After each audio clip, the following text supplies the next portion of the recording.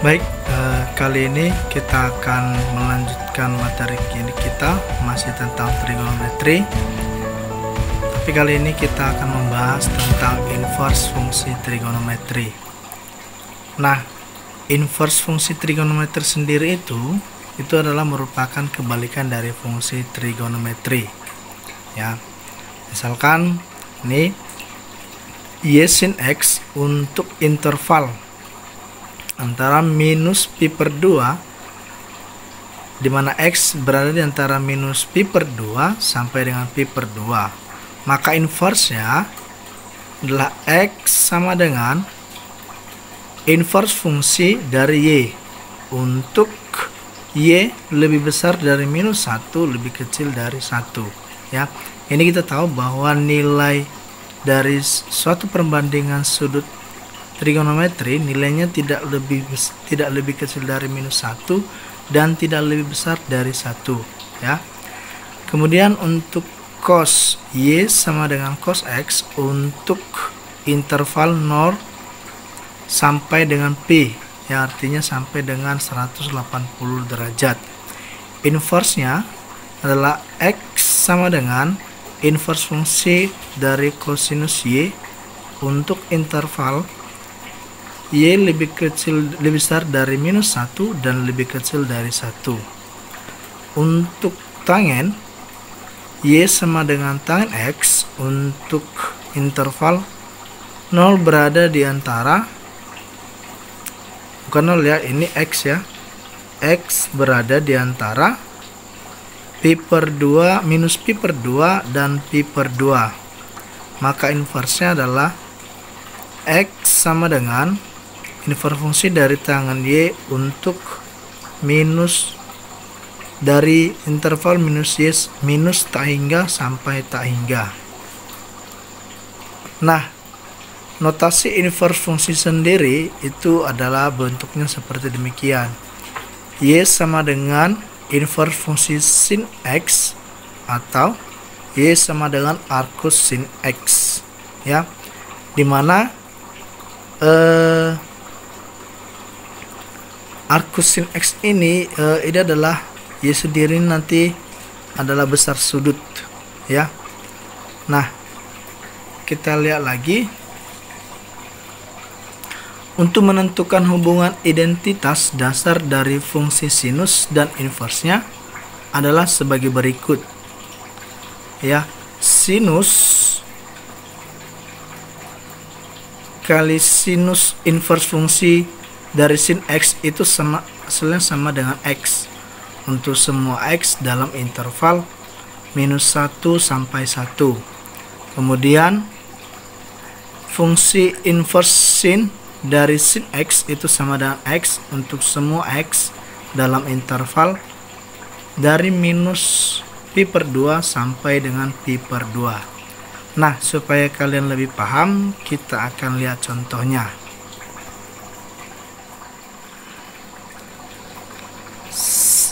Inverse fungsi dari setengah. Nah, itu sama dengan, oke, berarti kita harus mencari arcus sin setengah, ya. Artinya kita harus mencari nilai besar sudut dari nilainya setengah. Nah, tentu kalian sudah mempelajari sebelumnya besar-besar sudut-sudut istimewa. Nah, ini tidak lari dari sudut istimewa.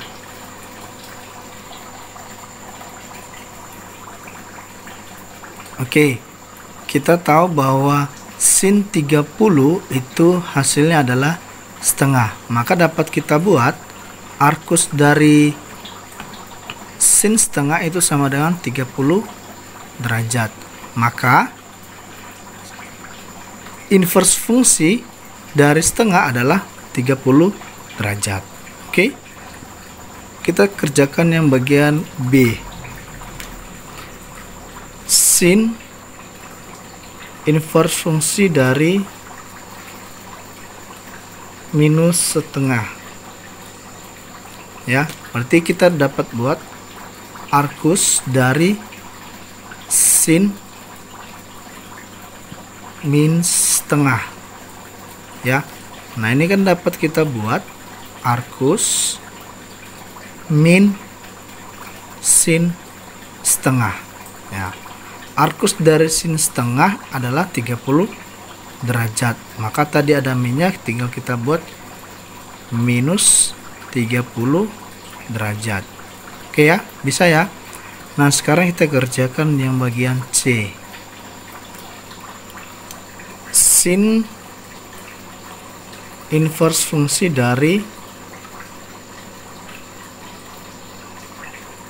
sin pi per 4 ya, itu sama dengan, nah kamu harus tahu dulu sin pi per 4 itu berapa. Nah, ini bisa kita buat sinus untuk inverse fungsi ya. Pi per 4 itu kan sama dengan sinus 45 derajat. Nah, berarti inverse fungsi dari sinus 45 derajat berapa?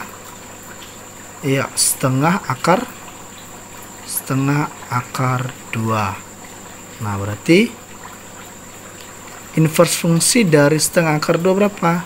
Sama 45 derajat. Nah, berarti sama dengan, sama lagi, pi per 4. Oke ya. Nah, ini sudah ada tadi sifat-sifatnya, kita bisa lihat ke belakang lagi nanti. Nah, yang kemudian kita kerjakan yang bagian D.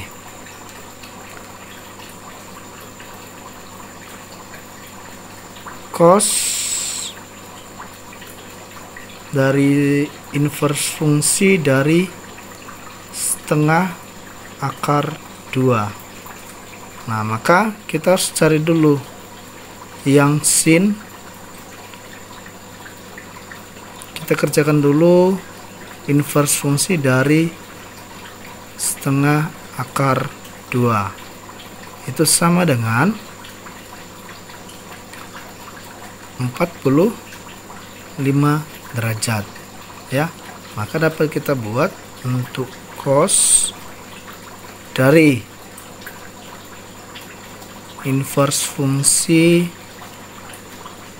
setengah akar 2 itu sama dengan cos dari 45 derajat ya. Itu sama dengan setengah akar 2. Oke. Yang bagian E, sin dari cos dari inverse fungsi dari cos setengah akar 3 itu sama dengan, nah berarti yang ini dulu kita kerjakan, itu sama dengan sin dari nilai dari inverse fungsi ya. Berarti dapat kita buat arcus cos setengah akar 3. Nah, nilai dari arcus cos setengah akar 3 itu sama dengan sin arcus cos setengah akar 3 sama dengan 30 derajat. Maka sin 30 derajat itu sama dengan 1/2. Oke. Nah, sekarang yang bagian F, sinus dari inverse fungsi tangen minus 1 itu sama dengan, pertama kita harus cari dulu inverse fungsi dari tangen minus 1 itu sama dengan arcus tangen minus 1 ya. Arcus dari tangen minus 1 ya, berapa nilai besar sudut yang hasilnya minus 1. Nah, itu berarti 45 derajat. Nah, berarti kita tinggal mencari sinus dari inverse fungsi tangen minus 1 itu sama dengan sinus 45 derajat. Maka sinus Oh iya, ini arcus tangan minus 1 ya, ini sama dengan minus 45 ya, maka ini sama dengan sinus minus 45 derajat itu sama dengan minus sinus 45 ya. Sinus 45 berapa? 1/2 akar 2. Nah, ini minusnya tinggal kita taruh minus di sini. Oke, sudah dapat dia. Maka sinus dari inverse fungsi tangan minus 1 itu sama dengan minus 1/2 akar 2. Oke, demikian dulu untuk inverse fungsi trigonometri. Mudah-mudahan kalian bisa paham. Thank you.